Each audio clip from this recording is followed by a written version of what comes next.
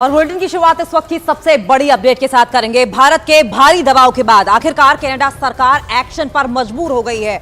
आपको बताएं कि खालिस्तान समर्थकों पर एक्शन की शुरुआत कर दी गई है। कनाडा प्रशासन ने खालिस्तानियों को बैनर हटाने को कहा है। बताया ये गया है कि कनाडा के ब्रिटिश कोलंबिया प्रांत के प्रमुख इलाके से उन होर्डिंग्स को हटाने के लिए कहा गया जो कनाडा यूएस सीमा के पास लगाई गई थी। आपको बताएं कि लगातार भारत की ओर से रिएक्शन मिल रहा था, क्योंकि एक्शन के तौर पर जब ट्रूडो ने इंडियन रिप्रेजेंटेटिव को हटाया था और गंभीर आरोप लगाए थे भारत पर, जो कि बेबुनियाद साबित हुए क्योंकि ट्रूडो के पास किसी तरह के कोई सबूत नहीं थे। और उसके बाद भारत के भारी दबाव के बाद आखिरकार कनाडा सरकार एक्शन पर मजबूत हो गई है और आखिरकार खालिस्तानी समर्थकों पर एक्शन शुरू कर दिया गया है। कनाडा प्रशासन ने खालिस्तानियों को बैनर हटाने के लिए कहा है। और इसी खबर पर और ज्यादा जानकारी के हम रुक करेंगे, हमारे सहयोगी अमित पांडे भी जुड़ गए हैं। अमित, ये तो महज शुरुआत भर है, अभी बदलाव और देखना बाकी है।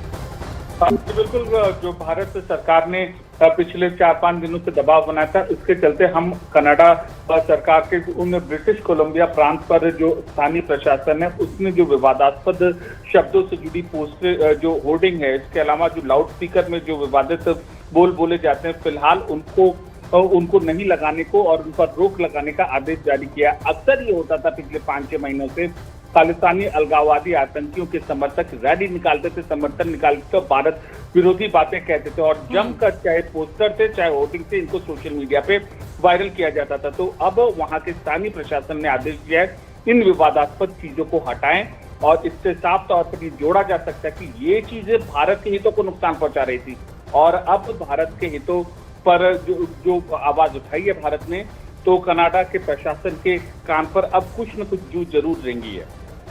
ठीक है अमित, आप हमारे साथ बने रहें। तो खालिस्तानियों को होर्डिंग हटाने के लिए कहा गया है, ये बड़ी जानकारी इस वक्त है। लेकिन एक और बड़ी खबर इससे जुड़ी, आपको बता दें कि कनाडा में खालिस्तानी आतंकी हरदीप सिंह निज्जर की हत्या के बाद भारत कनाडा के रिश्तों में कड़वाहट चरम पर है। और इस बीच पंजाब में आतंकवाद पर नकेल कसने के लिए एनआईए ने खालिस्तानी आतंकियों की नई लिस्ट बनाई है। सूत्रों के मुताबिक एनआईए ने 19 खालिस्तानी आतंकियों की एक लिस्ट जारी की है जिनकी संपत्ति जब्त की जाएगी।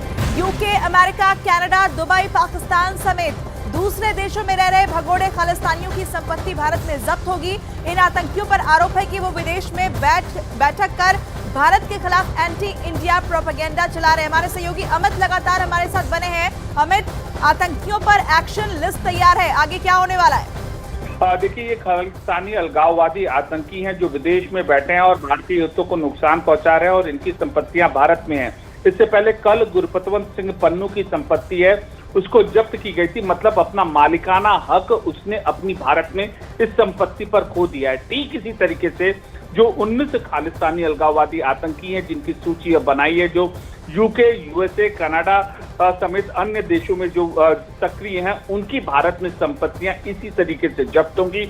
ये भी भारत में अपनी संपत्तियों पर मालिकाना हक होंगे, मतलब कि भारत से जो इनका कनेक्शन है पूरी तरीके से काट दिया जाएगा। और ये तो भारत में कार्रवाई है, आने वाले दिनों में विदेश में जहां पर रह रहे हैं उनके खिलाफ भी अंतर्राष्ट्रीय कानून जाहिर है अमित, और कोशिश ये की जा रही है तमाम जो आतंकी है इनकी जमीन जो है उसे ही कमजोर कर दिया जाए और यही बड़ी वजह है कि अब संपत्तियां कुर्क करने का लगातार एक्शन भी जारी है।